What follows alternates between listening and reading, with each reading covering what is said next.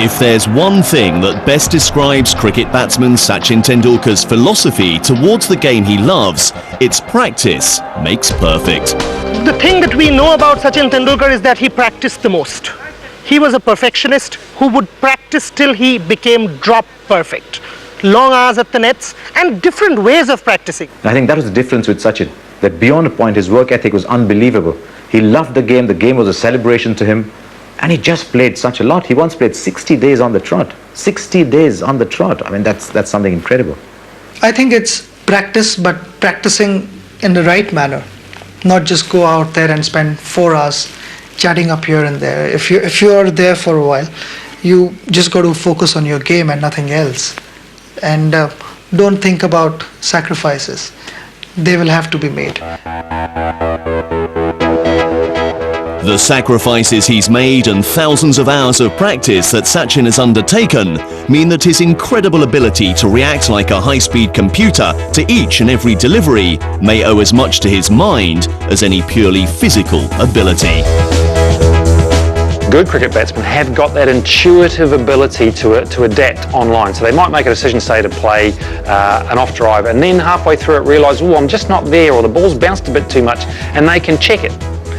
Physiologically, that's impossible, but somehow these people are able to do it, and we think it's to do with like this really tight coupling between what they see and how they act. You don't think about what you're going to do, it just happens, but practice enables you to do that. I mean, obviously in any sport, what you are trying to do during practice is train your subconscious so that when a certain situation occurs, then you will respond in a given way. That again is the only way that elite performance will take place. I feel it's hard to think and play. It's the subconscious mind, which has been playing for so many years, takes over. So I think it's important for your subconscious mind to be allowed to do whatever the mind wants to do. In addition to training Sachin's subconscious mind, the hours of practice he's undergone have also allowed him to develop another highly specialised skill. For Sachin, the decision-making process begins before the ball has even left the bowler's hand. Once the fast bowler starts running in, I'm basically watching each and every moment, because sometimes they tend to give away signals.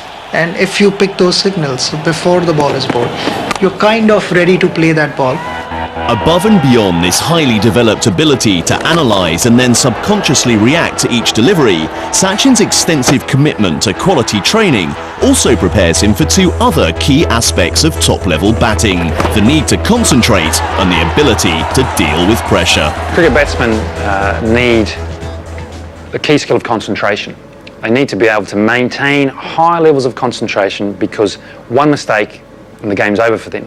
Another thing a cricket batsman needs to have is the thought process that the bowler's under pressure. It's not them that's under pressure, it's the bowler. He manipulates the bowlers to the point that he can almost force them to bowl balls where he wants them, and I think that's only the very elite batsman that can do that. Sometimes you don't want to mess around with the bowler and just hang in there and wait for his spell to get over. And sometimes you think, if I wait for him to continue with his spell, then something might happen, and he's going to end up bowling a couple of wicket-taking balls.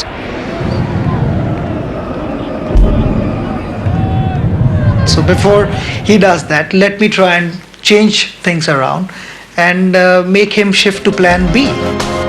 Sachin Tendulkar is a fine example of how a natural physical advantage can be enhanced by a regime of dedicated mental and physiological conditioning. The end result is often success. But perhaps the real difference that sets Sachin Tendulkar apart is that the very success that he's striven so hard to achieve has brought with it the sort of off-field pressure that no amount of practice can prepare one for. Sachin began his international career at the unusually early age of 16, and by 23 he was already the poster boy of Indian cricket. The more his adoring fans got from him, the more they wanted. No sportsman on planet Earth has ever had the sense of expectation, the burden of expectation on him as much as Tendulkar has been. When Tendulkar plays well, India sleeps well. And when you become this hero, this superhero, this mega hero of a nation, you are under tremendous pressure. When 2 billion pairs of eyes look at you, monitor every movement, and after you score 23,000 runs, they're not satisfied. I think a highly strung player couldn't survive what Sachin has survived. I think he's a very calm character. That's obviously partly his personality. I would say probably his upbringing. You know, I think he's been very well-grounded individual, and you've got to say that the upbringing would have had a part to play in that. I think it's my brother who didn't allow me success to go to my head. My family, my father, my mother, everyone. Whenever I got 100 or contributed in a major way, everyone was happy and extremely excited. But that's where that evening was never used to be a big evening. Okay, fine, everyone was happy, we used to chat up, and then so what comes next? So that helped me keep my head on the shoulders. Sachin Tendulkar's passion for cricket and the support of those closest to him helped bolster his inborn talents and acquired skills to make him one of India's greatest sporting champions. Champions are created when you have the right characteristics physically, you have the right characteristics mentally, and then you mechanically, through coaching, put these together and hard work to produce, if you like, the complete package.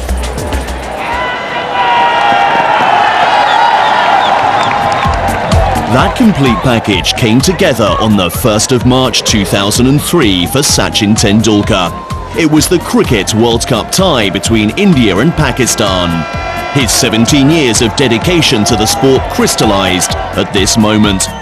It was a high-stakes game, and Sachin would prove he was up to the task. India versus Pakistan at Centurion World Cup 2003 wasn't a cricket match. It was war, it was peace, it was a nation's entire ambition. It was a pressure cooker match to start with.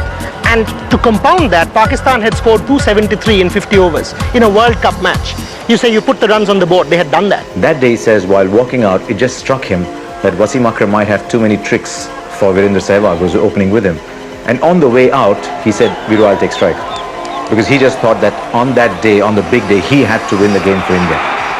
Having seen off Wasim Akram, Sachin now faced Shoaib Akhtar, arguably the fastest bowler in the world, a man whose fastball had clocked over 160 kilometers per hour.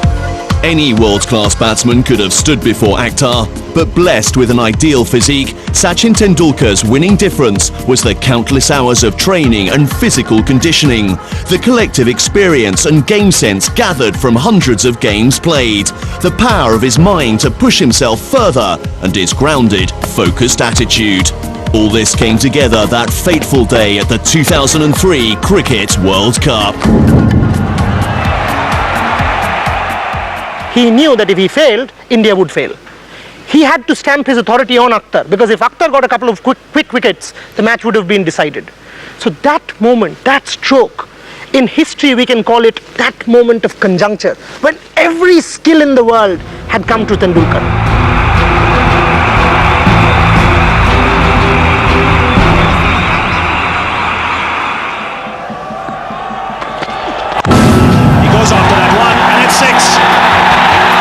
No half measures there from Tendulkar. Shoaib Akhtar fast and furious, allowing the batsman that width, and Sachin Tendulkar has cashed in on it big time. That's gone away in a flash. That is cricket at its best. Coolly, methodically, Sachin Tendulkar dismantled the Pakistan side to lead his team to victory. A pivotal moment for both India and her favourite cricket son. I think the legacy he will leave behind is that excellence is not impossible, and that if you marry a phenomenal work ethic to the talent that you're born with, then there's almost anything that you can achieve.